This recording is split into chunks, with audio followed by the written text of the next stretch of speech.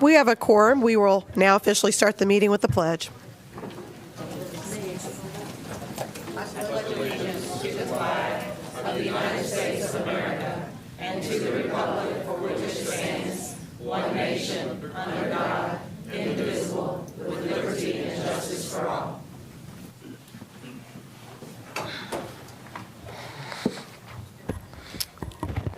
Good evening. We will begin with comments from Dr. Merrill.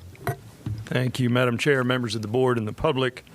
As you know from data released last week, our four-year graduation rate continues to climb higher in the Wake County Public School System. We graduated 88.5% of our students in 2017, up 1.4 percentage points from the year before, our highest graduation rate ever. More than two-thirds of our high schools now have graduation rates above 90%. 9 of our schools now exceed 95%, with 3 schools reporting graduation rates of 100%. Wake STEM Early College, Wake Early College of Health Science, and Wake Young Women's Leadership Academy. Applause now. Okay.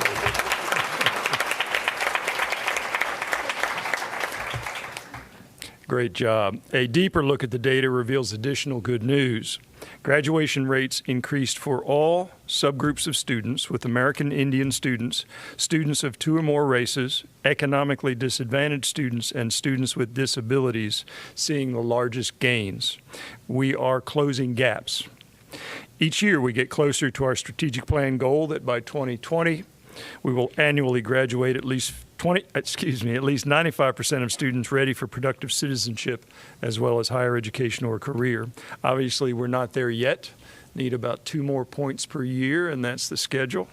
But the steady progress shows me that our entire organization is more than ever committed to achieving this important goal. Well done, and thank you to all. I'm pleased to announce that students from 14 Wake County Public School System high schools were announced last week as semifinalists in the 63rd Annual National Merit Scholarship Program. The 14 schools had 81 students among them who qualified for the honor, which means our school system is once again well represented in this prestigious competition. About 90% of all semifinalists are expected to qualify as finalists before the winners are announced. The academically talented high school seniors are competing for nearly 7,500 merit scholarship awards worth $32 million that will be offered next spring. Students, congratulations and best of luck to you. And one last item this evening, I'd like to thank Duke Energy for a generous donation of more than $20,000 to Wake Up and Read. The grant will be used to purchase popular books that will help inspire a lifelong love of reading in many of our students. It also will provide materials and resources to help parents strengthen the reading skills of their children. It's true, what starts here changes everything. I'd like to close with a brief video that offers a glimpse of the ceremonies at Fox Road Magnet Elementary School, where the check for Wake Up and Read was formally presented.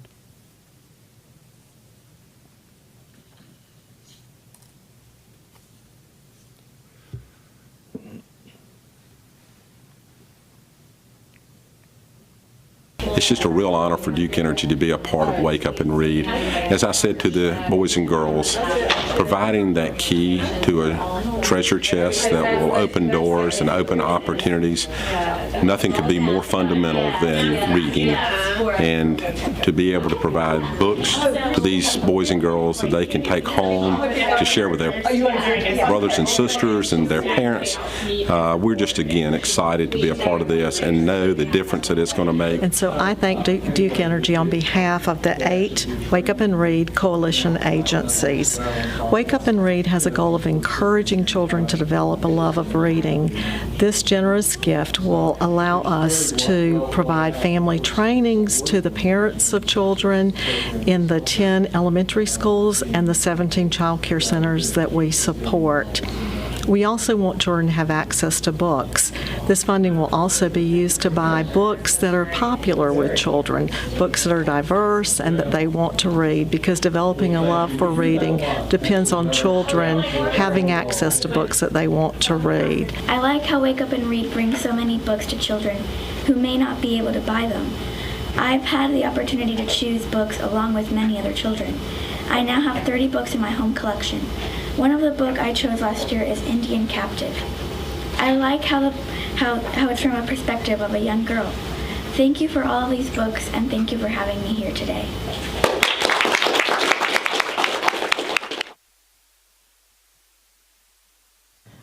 Thank you. I will be brief. First, it's great to see all of these faces joining us tonight, so thank you all for joining us.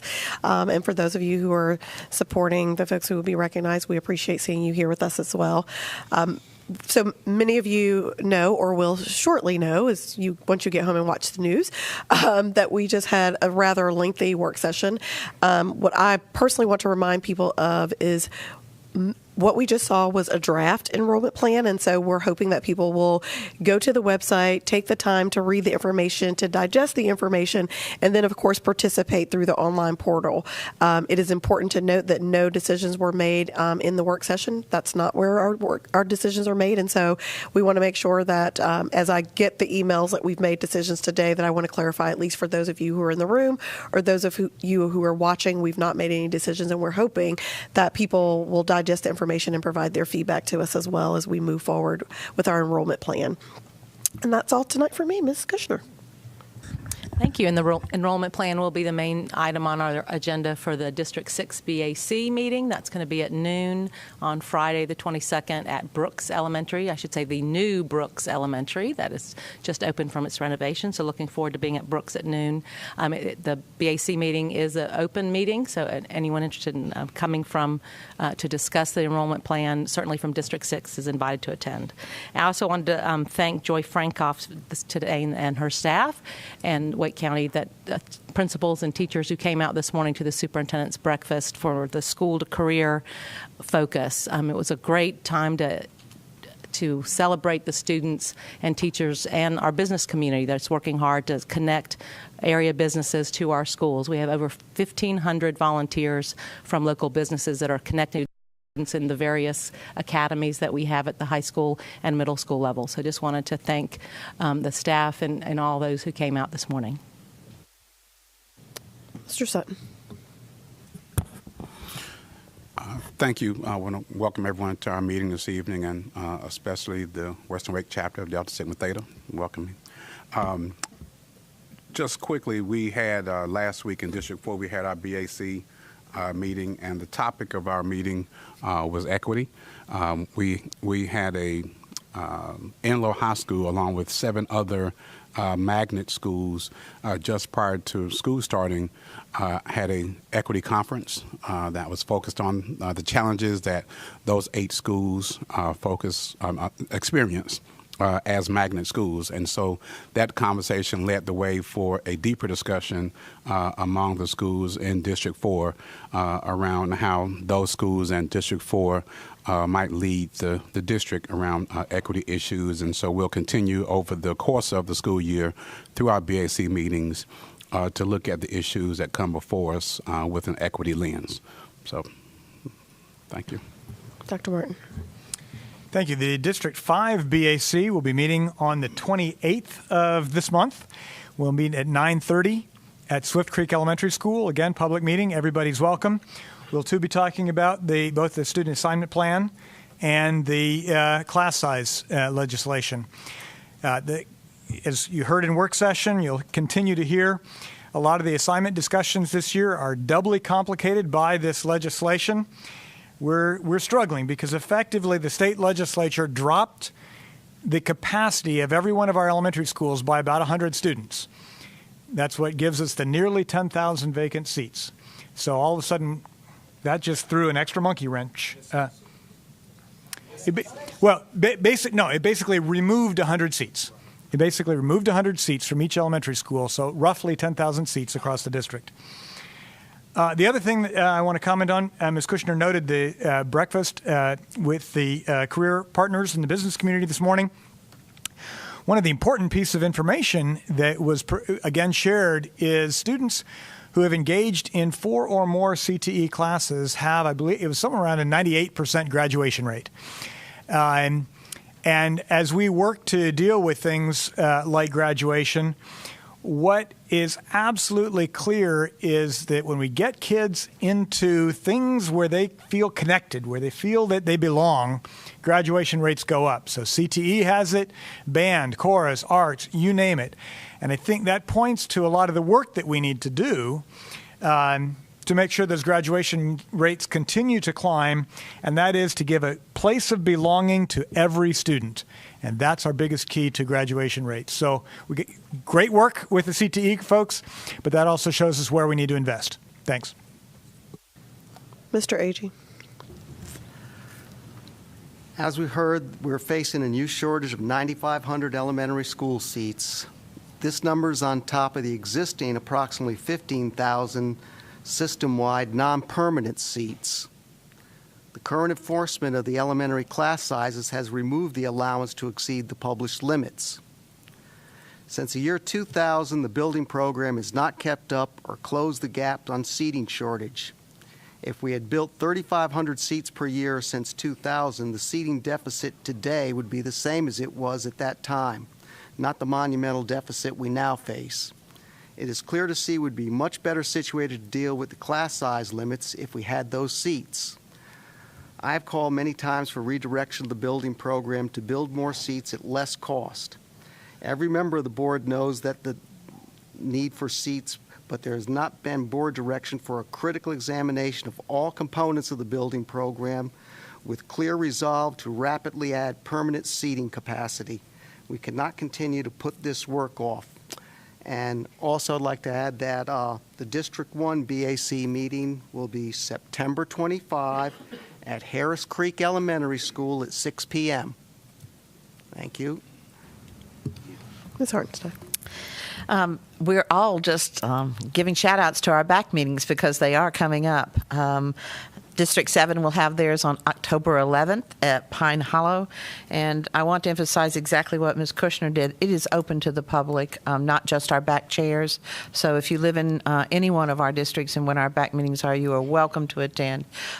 Great information is given and a time for you to interact with your board representative at that time. And also, Dr. Merrill, thank you for highlighting today the $20,000 grant we got to Wake Up and Read. I was at Fox Road for that presentation, and there's nothing any finer than to be with elementary children when they are talking about books, and they could name the books they had gotten. They were so excited. It was an absolutely wonderful morning. I also had the opportunity this past week to participate in something that I'm very much concerned about. That is our mandate for class size. It is a problem. As you said, Dr. Martin, it's a big old wrench in what our plans are because it takes away from our focus on learning and teaching. We're spending all of this time trying to figure out how we can seat so many students when we don't have the seats. And what we want to be talking about is teaching and learning every single day. That's why I came on the board. I believe it's why the rest of our board members are here. We care about our students and their learning. We care about our teachers, and we care about our principals. So I'd like to have a special thank you to Kristen Faircloth and to Aaron Marson, who have been actively involved as principal representatives on our district committee to look at class size. This is way beyond the expectation for a principal, and they have willingly given of their time, which means they're putting in longer hours to make sure that their schools are still functioning well. And finally, I'd like to encourage those of you who would like to have a wonderful cultural experience this Saturday. East meets West in Morrisville, in the town of Morrisville. They're having a festival. It's an absolutely wonderful time. Bring the whole family. There'll be all kinds of cultural events as well as food. And it runs from 11 a.m. to 4 p.m. Thank you. Ms. Mahaffey. I think we all have a lot to digest with our proposed enrollment plan. One of those periods where you can share feedback will be at my board advisory committee or council meeting, which will be October 2nd, which is a Monday at Holly Springs High School at 6:30 p.m. So if you're in District 8 or even another district, come on by and we'll chat. Ms. Cash. We had, I had a really good time this morning, too, at that school to career meeting, and I'm glad you mentioned about the graduation being higher with those children. It was a real motivation. We actually had our BAC meeting last night, so we didn't have the student assignment piece yet. But Aaron Marson had his open house, and he was parking cars at his because they didn't have enough room at Leadmine to get all their cars in over there. So Kristen Faircloth came to our BAC meeting and did a presentation. We had a packed house at West Millbrook Middle School. The PTA did a wonderful job there. Kristen Faircloth presented the capacity presentation that we have heard and talked about the different schools and the impact that we had on different schools in our district. And when she was done, the crowd was speechless. They didn't know what to say with what was facing Wake County. They didn't complain about what their schools were facing. They didn't complain about what their children were going to run into. They were just saying, what can we do to affect the legislation?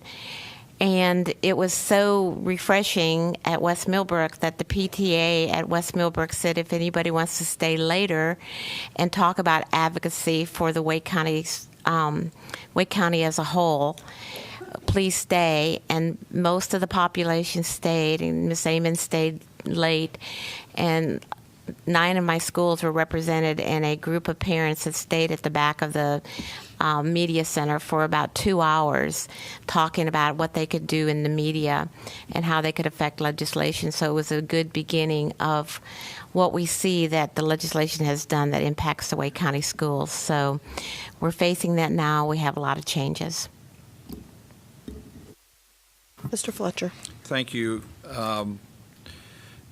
My BAC also met last night, and we talked about some of the concepts that the board had basically given thumbs up to in terms of changing how the calendar option process works to an application process and things like that.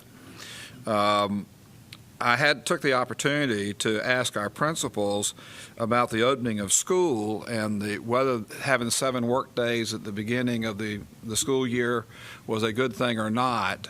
I was surprised to hear, at least those who were willing to be vocal, that there was support for that many work days up front, that they were able to have professional development, their school improvement teams, a lot of team building that was done within the buildings, and for the 3rd grade and 6th grade teachers, apparently an opportunity to become more familiar with the new curriculum tools and have them become part of their practice as opposed to something they just learned about.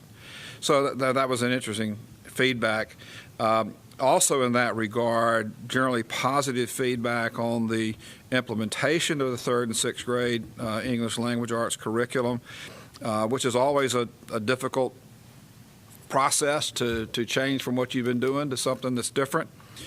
Perhaps a little bit of concern that the multi-track schools had less time to implement. They don't have 2 months between year end and year start. They have basically 8 hours between the clopening. So, but by and large, very positive comments. We did spend much of the meeting talking about the class size legislation, the very good work that the principals have put together, and saying what are options for us. And the bottom line on those options, though, is that almost all of them adversely affect instruction. We can make accommodations. Almost all of them that are being considered will adversely affect instruction in some way. So my concern is, how do we regain the space to do the instruction the way we believe it needs to be done if we cannibalize all the space now to satisfy this mandate? And I think that's something we as policymakers have to deal with as we move forward. And ideally, our community will support us in finding the right solutions to that. Also appreciate the School to Career Breakfast. It's the second time I've heard this 98% graduation rate for students who take 4 CTE courses or a concentration of CTE courses. And I found out it doesn't really matter what that concentration is. it's an interesting thing. 98% graduation rate for the children for the students, the young people who participate in that. And a couple of other venues, the Raleigh Realtors Association has taken on the issue of affordable housing and supporting affordable housing concepts in our community. This is somewhat of a departure for them from history of the organization, and they're to be commended for that. They actually had a meeting this week with representatives from the Cary Chamber, the Morrisville Chamber, Lori Bush and Vicki Scroggins Johnson, who both are on the countywide task force that the County Commission has put together to explore options, what needs to happen in terms of zoning, what needs to happen in terms of different strategies that municipalities are supporting around the country to have more inclusive neighborhoods as opposed to enclaves.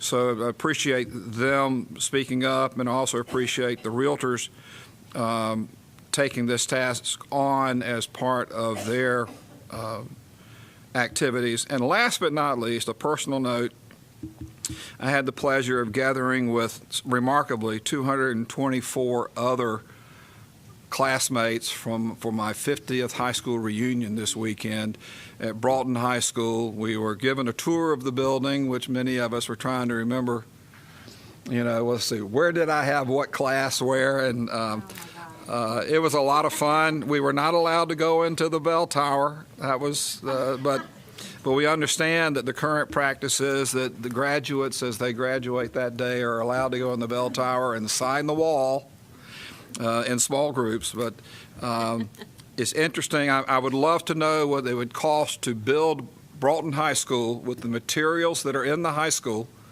today. I think that would be an interesting project with 18-inch thick stone walls and terracotta roof. So, but a lot of fun. And we had classmates from England and Hawaii were the two distant points, but 225 of them here in town. So thank you very much. Thank you. Just goes to show how long people love their beloved Wake County Public Schools. Thank you for sharing that, Mr. Fletcher. I will now entertain a motion to approve tonight's agenda. So move. Approve tonight's agenda. Second. We have a motion and second. All in favor, please note by saying aye. Aye. Any opposed, same sign. Hearing none, the motion passes. We'll now move to public comment. Citizens who sign up to address the board during public comment will be called on in priority order, first for items on the agenda and then for items not on the agenda. Each individual speaker will be allowed 3 minutes for remarks. Specific personnel or student matters are not appropriate for this public comment setting, but may be addressed through applicable WCPSS personnel, the grievance policy, or other applicable policies. Michelle Gray.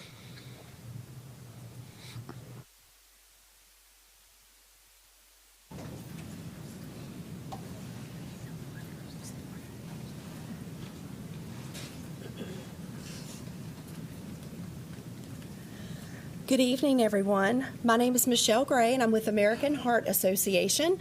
Wanted to say hello and have a special presentation for you all, but first I wanted to introduce Alicia Brinley. Hi, my name is Alicia Brindley. I am a mother of a 7-year-old daughter who has been attending Wake County Public Schools for, she's in 2nd grade, and she was born in 2010 with a heart defect. And so at 4 months old, she had open heart surgery. So my family, American Heart Association, is something that we hold very near and dear to our hearts, no pun intended, but it is something that we support and really greatly appreciate that Wake County Public Schools does the jump rope for heart each year. It's something that my child enjoys learning about her heart and telling others about, what she knows that she had a special heart when she was born. So it's a great thing that the Wake County Public Schools is doing, having the jump rope for heart, and we greatly appreciate that as parents. So thank you. Thank you. With that, I'd like to call Dr. Merrill and also Board Chair Monica Johnson-Hostler, please.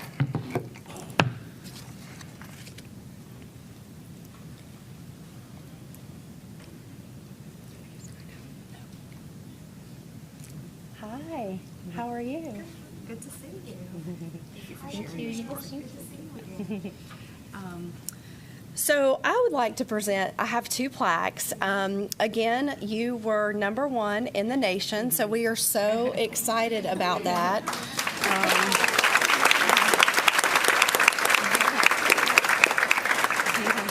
So I'd like to announce the total because, again, it's very amazing. Wake County last year raised $532,901 to go to heart and stroke research. And for that, we are so greatly appreciative to all of your support. And I would like to present to you the plaque for #1 in North Carolina and also #1 in Wake County. And we really appreciate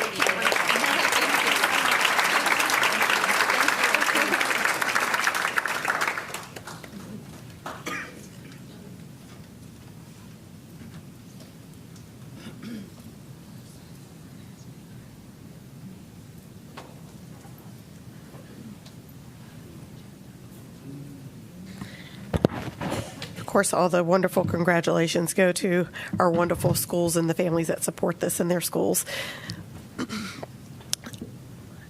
Next, we have Ann Miley. Maley. I should put on my glasses, too.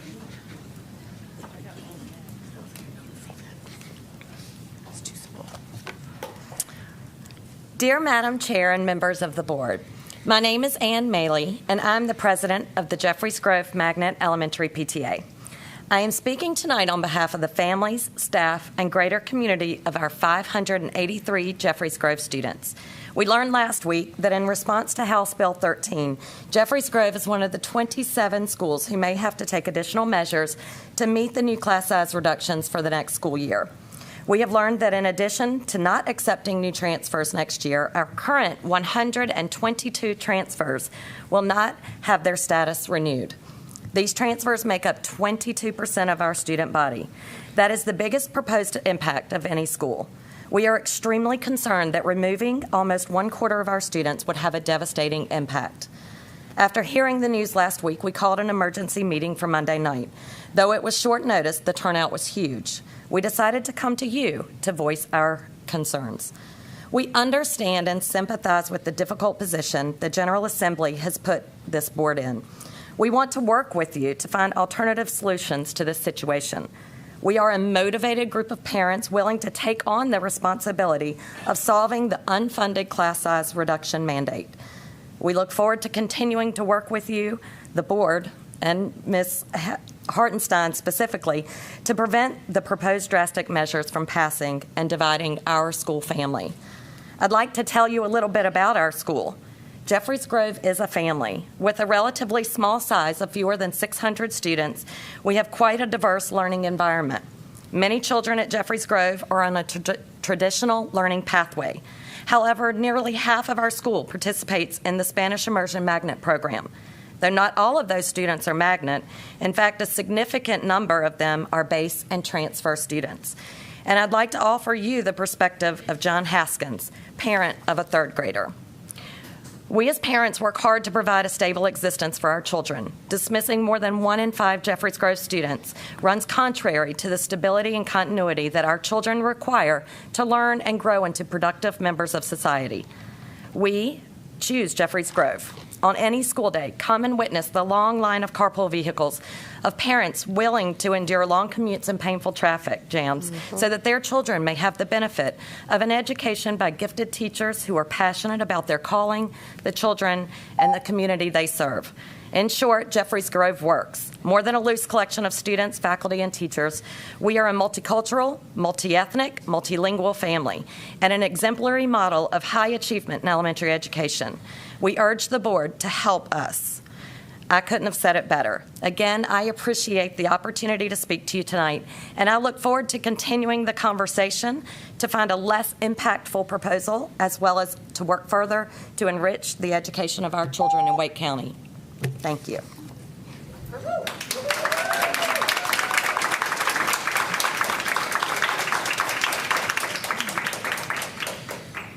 Colleen Roby. Good evening. My name is Colleen Roby. I'm the current co-president of the Rand Road Elementary School. I'm a mother of a child that goes to 4th grade at Rand. I am a volunteer at this school. I'm a former substitute at this school. I am also a former Wake County school teacher. Currently, I'm a business owner, and this whole idea, I'm here to propose that we try to keep Rand Road on a track 4 or a single year-round schedule. As a business owner in the area, whenever the Vance Elementary and Rand Road Elementary go on track out, those times of the year, my business flourishes. People come out to, I own restaurants, so people come out to eat, everybody's out later, and I notice a huge increase in my sales in the months of October and January when all the other regular school kids are in on their traditional schedule. So as an economical side point of view, I urge you to please keep Rand Road on a year-round schedule. 10 years ago, the board came to us and said, hey, we got a great idea. We're going to go for year-round schooling because of student retention, helping with teacher burnout, and all these other wonderful reasons why we needed to switch over to a year-round schedule. Now, all of a sudden, for some reason, we're saying, oh, never mind, we're going to go back to traditional. That does not make sense for Rand Road Elementary. We have students there that are in AU programs that even the tiniest bit of change in their daily schedule is detrimental to how far they have come in their school year. Everyone's talking about growth and a need for classrooms and this new legislature passing, and it would be kind of a silly choice for us to turn over to a traditional schedule only to have to turn back to a year-round schedule because we need more seats in this area. You're talking about needing elementary classroom seats. This is a perfect way to do it. You already have the building. You have the classrooms. Why bother going and building more schools and spending all this money on new schools when we have the building? We're there. We love our school. We love our community. Same as the other school. We're a family. You should come to Rand Road and you will see the volunteers, the parents, the carpool lane. It's everybody working together to create this amazing culture in the school. Our school recently went from a report card grade of a C, and we rose up to a B, which is a huge improvement for an elementary school. And I definitely believe that the main reason is that we have this year-round schedule for these children. They thrive on it. There's got to be more. Oh, I heard of issues of the feeder calendar schedule, and people don't want to have to worry about this feeder calendar and da-da-da-da. That's our problem. We know it's going to come. I know that high schools will never go to a year-round schedule because you can't have half the football team tracked out when the rest of the football team is in. I get it. My children are eventually going to go to a traditional schedule. Let them stay on this year-round schedule where they thrive while they're learning to become good students and developing study habits. They do much better on a year-round schedule as opposed to the traditional schedule. And I hope that you will listen to the families of Rand Road Elementary and keep us on a single track. Thank you.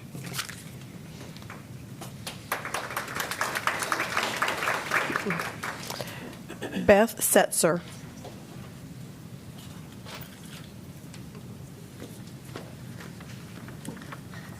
Hello, my name is Beth Setzer, and I am the co-president of the PTA at Rand Road Elementary School. First of all, you guys have a difficult job, and I don't envy it. I really don't. I listened to some of the work session today, and God bless you all because it's difficult. But I'm here to talk about Rand Road, and I'm here to talk about why it works for us, why Track 4 works for us. I know that smaller class sizes is presenting a tremendous issue. We've dealt with that some at our school. But I do think that it'll create bigger issues if we go to a traditional calendar 2 or 3 years down the road, 4 years down the road, whatever it may be. We're all of a sudden overcrowded, and then you have to reconvince. By that time, there'll be a new population within that school. I'll still be there with my little one, but there'll be a new population within that school, and they won't know what traditional versus year-round is like. It'll be a fight again. So in my mind, keep it where it is. I know that there's some discussion about Southern Wake County being at negative growth. I live in Southern Wake County. There's neighborhoods going up all around me for young families, and there's one walking distance from Rand Road Elementary. There's more than one walking distance. There's one on the way when I go into school every day. So I think that the negative growth might be a little bit skewed. I don't really know where the information from that came from. But I will say, living that close to the Johnson County line, a lot of parents' frustrations over the years has been that the school board constantly changes their calendar, and when you're living within 3 or 4 miles of Johnson County, why not go ahead and take your future into your hands, move 3 or 4 miles into another county where it doesn't get changed as quickly? So we've lost a lot of people to Johnson County schools, and it's unfortunate because we have a lot of good people in southern Wake County. I volunteer in my son's kindergarten class. I have a 4th grader and a kindergartner. I volunteer in his class, and it's been very eye-opening this year. There's such a range of abilities within that classroom that I don't know how teachers are able to do their jobs as well as they do. I read with my child at home. I'm a parent that has prepared him to come into school. While my child is tremendously special to me, he's not so special that he's a genius, but he's on the very high end of the abilities when it comes to reading and identifying all of the earmarks. And then there's kids in that class that if I could take them home for 2 weeks and just spend some time with them and I've become very passionate about this, spend some time with them and read to them things that they don't have at home. I could help them get to where he is. Those are the kids that it's going to affect. The Title I kids and the kids that need the backpack for buddies, those are the kids that it's going to affect if we go to a traditional calendar. Because over the course of the summer, when you're out for a long period of time, those are the children that nobody is there to read to them, nobody is there to feed them. Backpack for buddies does not... it makes it very difficult. I know you're all familiar with that, but it makes it very difficult for them to get food into the hands of these children over the course of a long summer versus a 3-week break 4 times a year. So for that reason and for the abilities of these children and to give them a chance to be the best in that class, please consider keeping Rand Road specifically, but listen to the voices of these parents and the teachers and all of the volunteers that are in these schools. Please listen to them before you make a decision on this and you take a vote. I encourage you to do that. Thank you so much for your time and your efforts.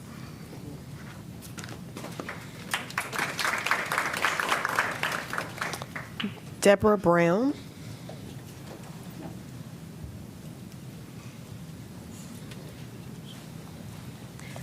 Good evening. My name is Deborah Brown, and I'm an educator in the North Carolina Public School System and a member of the Western Wake Alumni Chapter of Delta Sigma Theta Sorority Incorporated.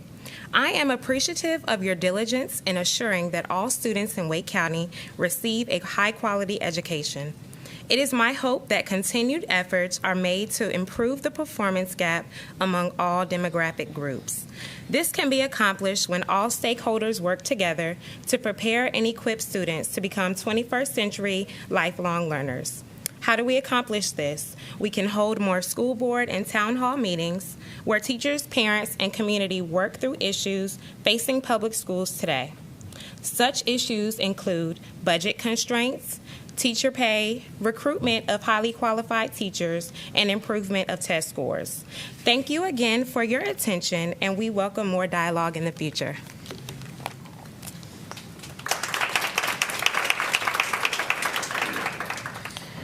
Stephanie Lorbond.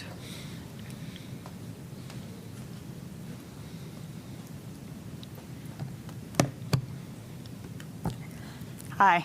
You won't be surprised to learn that I'm here to talk about race equity. First, to make sure that we're on the same page, I use social science's contemporary definition to define racism as a system designed to provide access and power to a specific group based on skin color, that being white. Continuing to limit the definition of racism to an individual's violent acts or thoughts is both dishonest and harmful. It allows us to dismiss the following: a writing assignment that asks 5th graders to write a narrative from an indigenous person's point of view when the only source material is an excerpt from Christopher Columbus's diary. When a classroom votes on 3-level behavior tier, and when there are no black boys in the top tier and no white boys in the bottom tier. Constant mispronunciation of a child of color's name. The new 3rd grade ELA program, which includes amazing stories of children overcoming danger and hardship in order to learn, without us understanding how many children in the next desk are doing the same. Conversations about race and economic equity without ever saying black, Latino, white, rich, or poor. Telling black girls that they sounded good after a class presentation. Multiple schools at the Science Olympiad competition where the majority of students are white, Asian, or Indian, and then a track meet where the exact opposite pattern. My 10-year-old asked why, and if he can recognize that bias, I wonder why adults are not. When several white students wear T-shirts with Confederate flags on them to their middle school's open house without any of the staff noticing it. I wonder how many black students could wear a Black Panther T-shirt and say the same.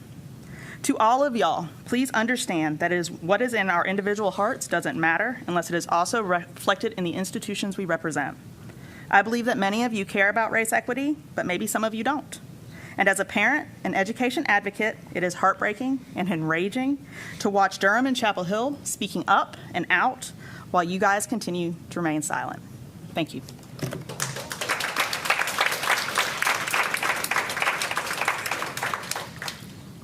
Brenda Matthews.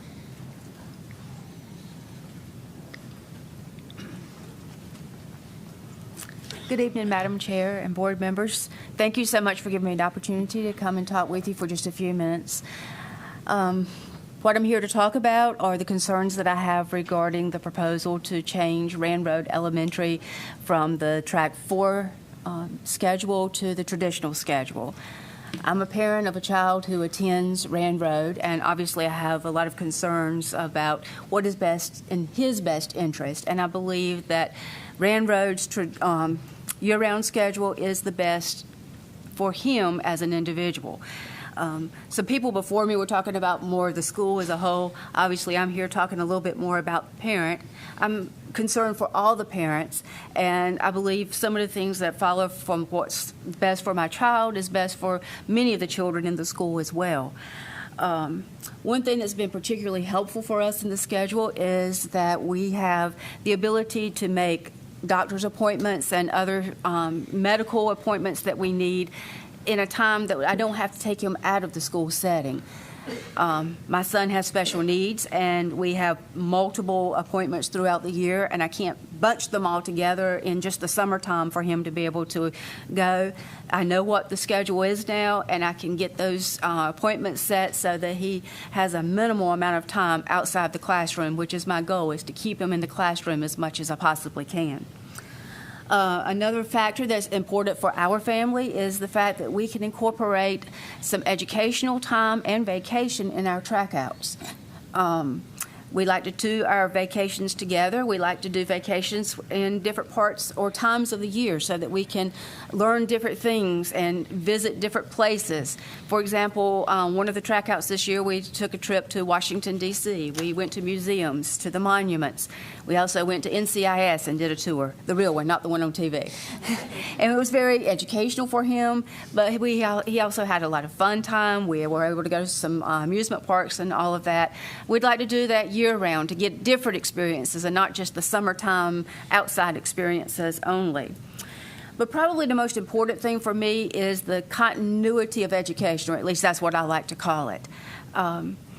Kids have short attention spans. Some adults do too. I do sometimes, but kids in particular. And I think that the 2 months of school and then a little break is ideal for elementary students.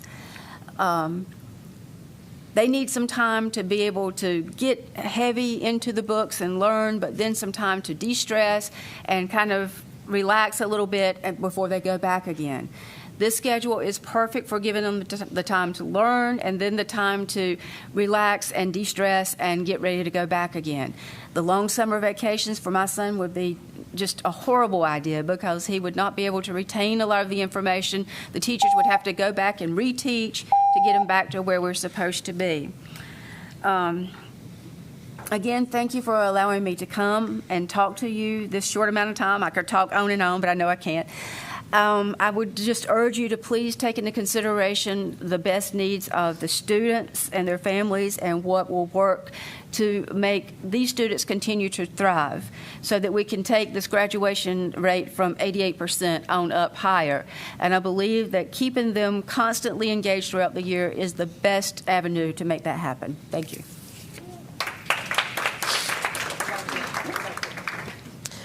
Thank you. We will now have our Employee Excellence Award. Ms. Cheryl Stidham will recognize them.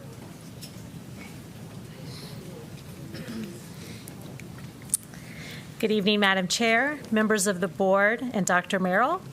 It is my pleasure to bring to you this evening the September recipients of the Wake County Public Schools Employee Excellence Award. Awardees, when I call your name, please come to the front to receive your award from Dr. Merrill and remain up front until all recipients have come forward. Diane Barber, speech language therapist, Wake County Public School Office of Early Learning, Preschool Special Education.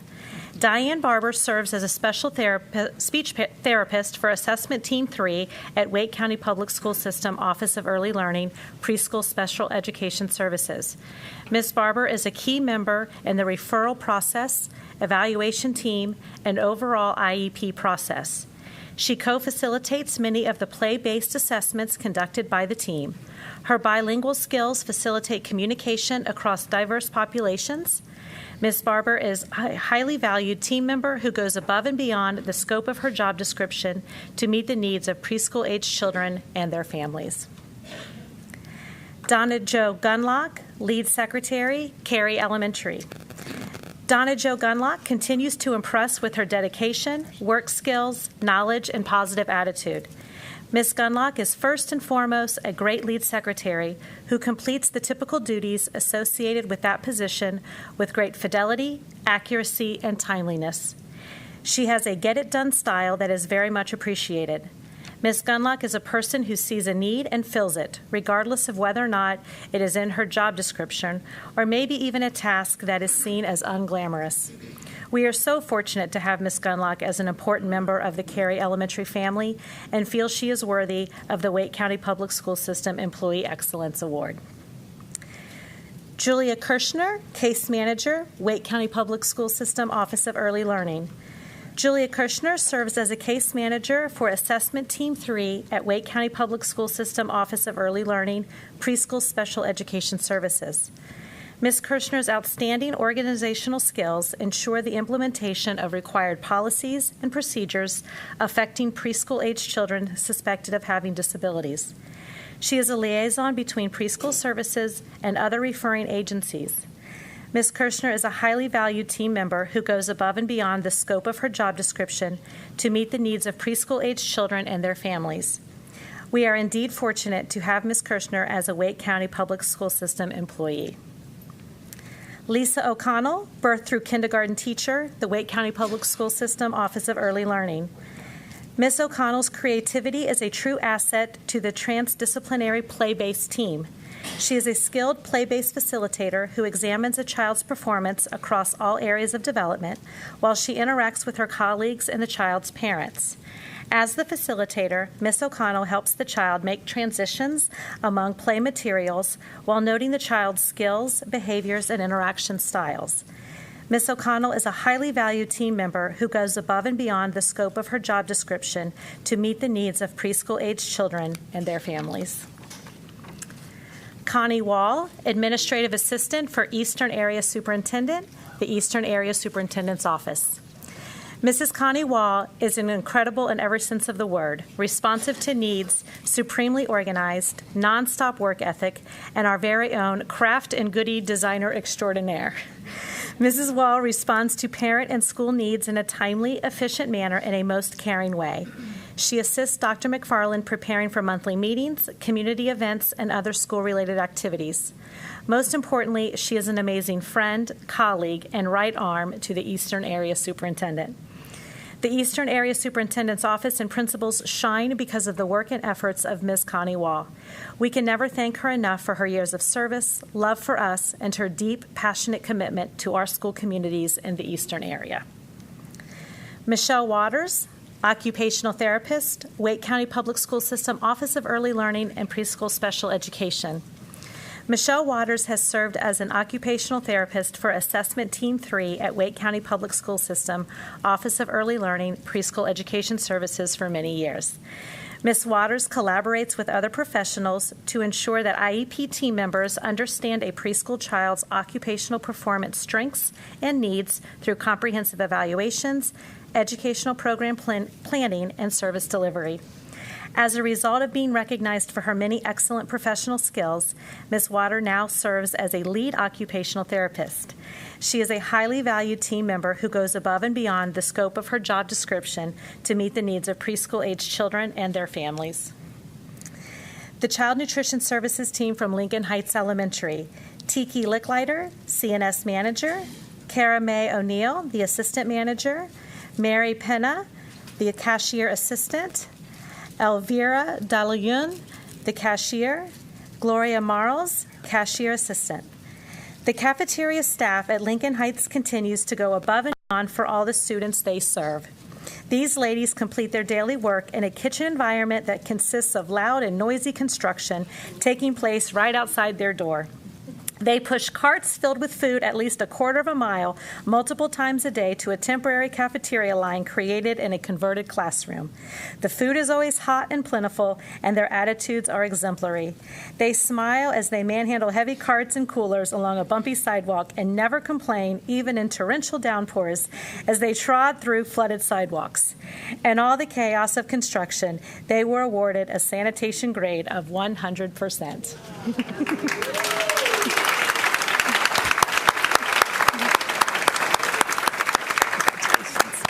Congratulations. You all can please turn around. The board would like to also give you applause and standing ovation for all the work that you do on behalf of Wake County Public Schools.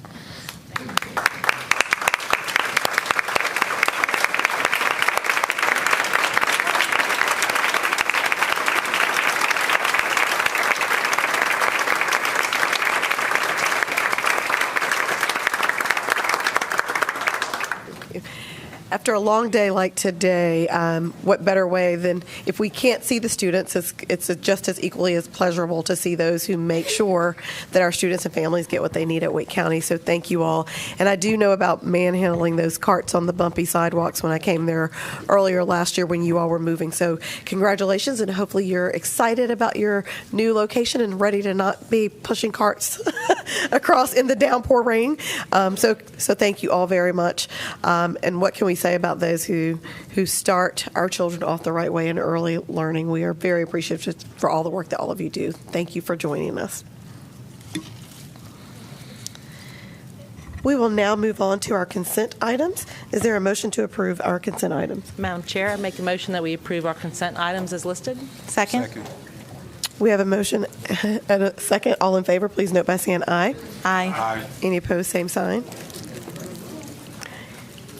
Hearing none, the motion passes, and we'll let half of our audience leave.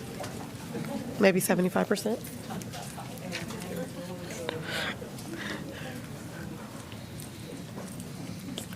That's okay.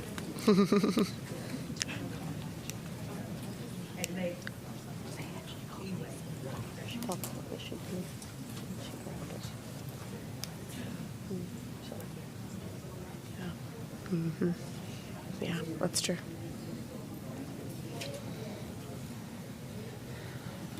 Hopefully you all heard that the motion did pass to approve our consent items.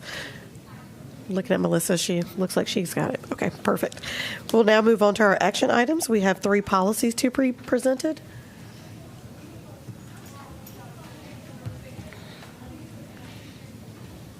Karen Hamilton will be joining us.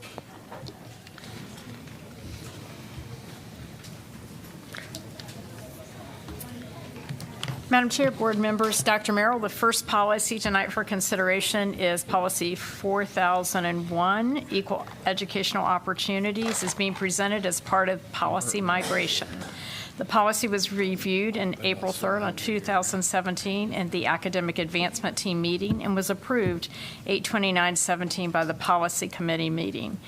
When given final board approval, it will replace current policies 6220, assurances of appropriate services for students with disabilities, and this is first reading for your consideration.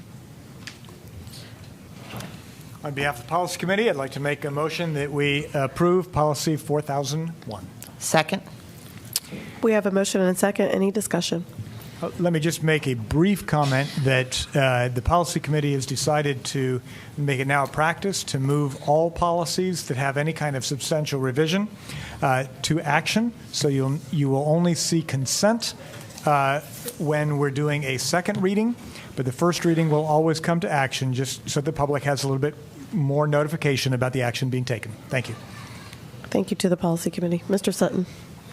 Just a couple of comments or thoughts in terms of I guess the title, and use just, I guess, some changes for thought, particularly with our focus on equity and thinking about the educational opportunities. Would it be more appropriate to call these equitable educational opportunities or providing equitable educational opportunities versus equals? I just think about some of the wording of equity versus equal. And then in the first sentence or two, if there's an opportunity to be a little bit more, I guess, stronger in our statement of affirming principles versus thinking about a commitment to ensuring that every student has access. So when I think about both equitable opportunities and in this piece around disabilities, that is it more of an issue, or should we speak more toward the issue of access for those students? So just two questions I wanted to just sort of raise or throw out, or ask if the policy committee considered that language at any point. So those recommendations were not considered by the policy committee. I'm happy to entertain taking that back if that would be the will of the board. We could take it back. We could consider it for by the time of second reading. We do have a policy committee meeting coming up at the end of the month, so that would be appropriate. To your first point, I believe the equal educational opportunities comes more out of statutory type language, and this policy hugs fairly tightly to statutory language. I mean, you're absolutely right that equity is the work that we are all about. This policy, I think, is focused primarily on dealing with the statutory guidelines, but I'd be happy to have that discussion at the policy committee. In terms of access, that strikes me as language access and will have available to them free. I think those, in my mind, are saying the same thing, but again, we can take those language suggestions back either for the whole policy or on second reading. I'm happy to go either way. I mean, I could tell when I read it that it clearly sort of hugs statute, and I guess my thought in it was if it was worth considering to perhaps take a step beyond what just the state and federal laws, to speak a little bit more, again, a little stronger towards what our commitments or beliefs might be. But just, again, just for consideration. And again, I'm happy to take that back to consideration for the policy committee. I would tend to suggest that our strategic plan is where that bigger conversation is. I don't think we can legislate everything in policy, but again, I'm very happy to bring this conversation back to policy if you'd like. The only comments that I would have is that you all have been trying to hug the School Boards Association's format. You don't have to do that, but since you've hired them to do it, and so the policy title is under the School Boards Association one is Equal Educational Opportunities. It's not a mandate, but just wanted to point that out, and that generally this policy tended to emphasize the protections for disabled students as well as pregnant students, but it did have a broad statement as well about anti-discrimination and equal opportunity.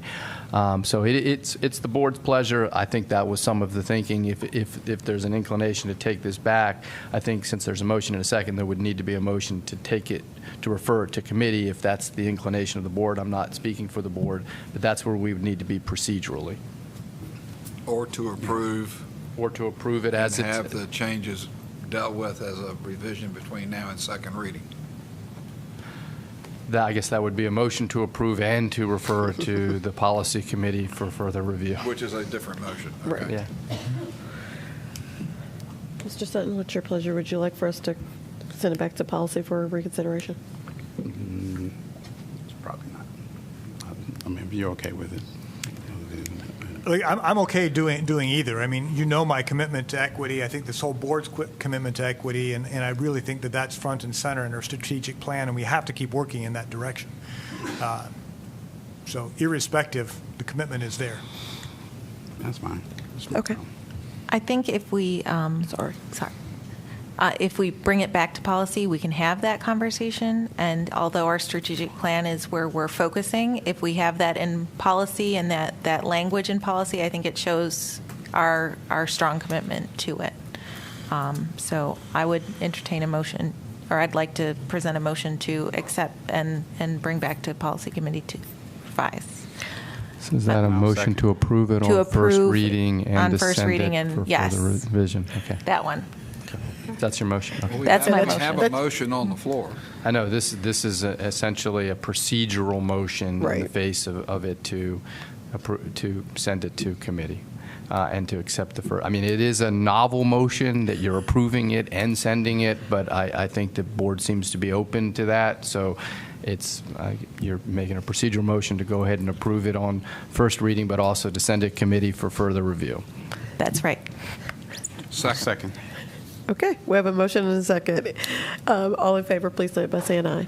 Aye. Any opposed, same sign? Okay, okay. Thank you. The ayes have it. And thank you very much. Dr. Martin, your committee will go back to us. Thank you. All right, the Ms. second policy for consideration is 4302, use of seclusion restraint.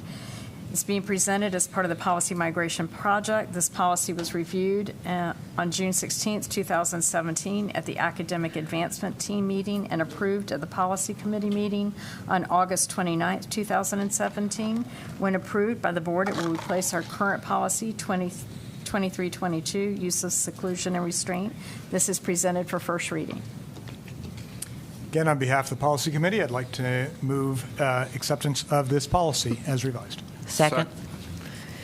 We have a motion and a second. Any discussion? And again, on this policy, I'll note that this very tightly hugs statute, and I think a lot of the revisions were actually bringing statutory language back into this document, particularly with respect to notification of parents. Correct.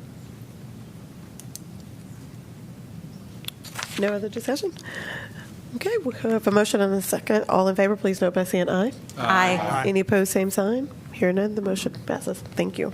Thank you. Thank you, Ms. Hamilton. Next, we have Dr. Conley and/or Russ Smith together. Perfect. Chair Johnson, Hostler, board members, Dr. Merrill. Policy 4335 has been presented as part of the policy migration project. This policy was reviewed at the Policy Committee at Academic Achievement team meeting on June 19th, approved at the Policy Committee meeting on August 29th, 2017. There is not a current policy. This policy is replacing. This is a new policy, and the reason why we have it on action for first reading. Entertain any questions. Again, on behalf of the Policy Committee, I'd like to move that we approve the new policy 4335. Second. I looked over here. We have a motion and a second. Any further discussion? And again, I'd like to just highlight that this, again, is very tightly holding to statute. One of the important things, though, that I think that the Policy Committee added was in the fourth paragraph, where we note that notification must be made to the alleged offender's parent or guardian because everybody needs notification. So in keeping with the work of this board, we're trying to get clear notification of both victim and offender so that we can move forward with the best restorative and appropriate practice as possible.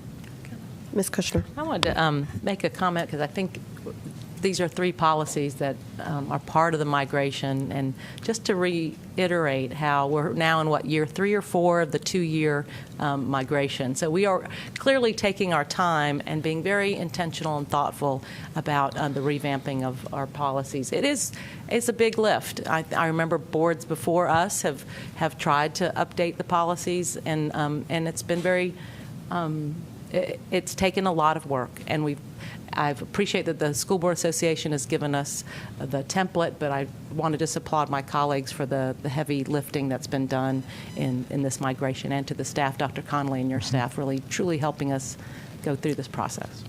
Onward to year 5, 6, it's to do the work right. We can do it faster, we can do it right. So I appreciate it. Thank you. There's no further discussion. All in favor, please note by saying aye. Aye. Any opposed, same sign. The ayes have it. The motion passes. Thank you very much. I'll now entertain a motion to go into closed session.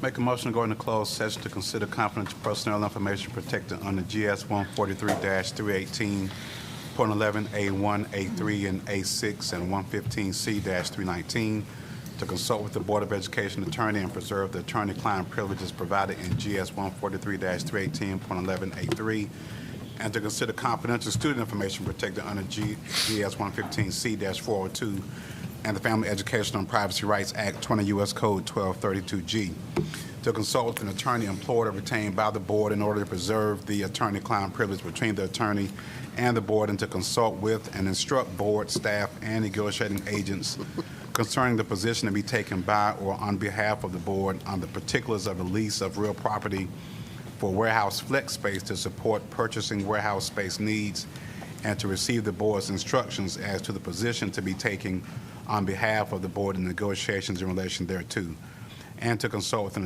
attorney employed or retained by the board in order to preserve the attorney-client privilege between the attorney and the board, and to consult with and instruct staff or negotiating agents concerning the position to be taken by or on behalf of the board on the particulars of the acquisition of real property for public infrastructure improvements related to the Buckhorn Creek Elementary site, and to receive the board's instructions as to the position to be taken on behalf of the board in negotiations in relation thereto. Second. Took a while, so people forgot they need a second. We have a motion and a second. All in favor, please note by saying aye. Aye. Any opposed, same sign. Hearing none, we now will go into closed session. Everybody forgot we need a second.